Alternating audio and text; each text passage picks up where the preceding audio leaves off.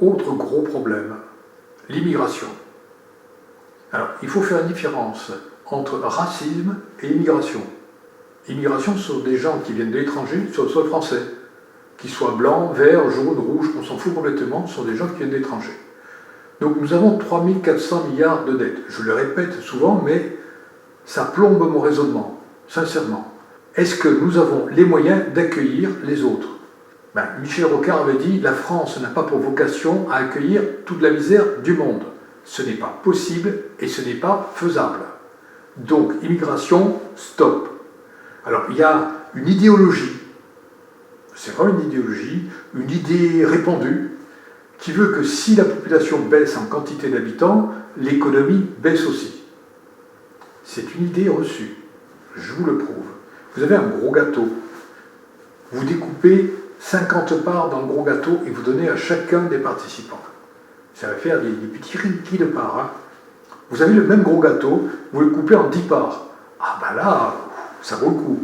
Donc, si la population baisse, la richesse du pays sera mieux répartie sur une population moins grande. Donc, le niveau de vie augmente. C'est CQFD. Ce qu'il fallait démontrer, il n'y a pas de problème.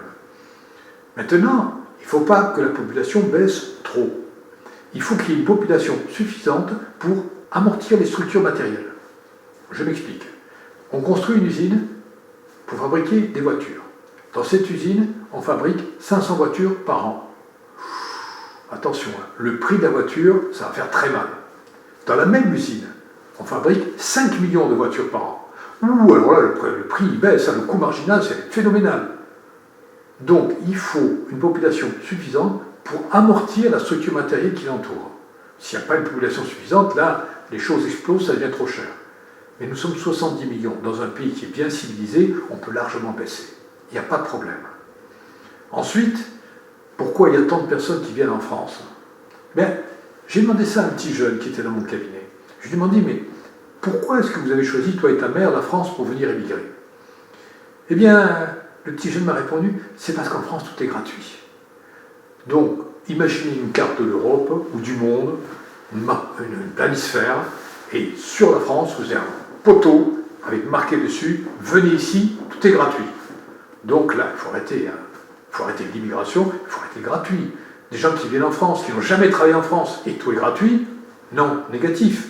Le logement, on leur donne, petit logement si on veut, on les abrite, on leur donne la C2S, non, ils ne sont pas bossés.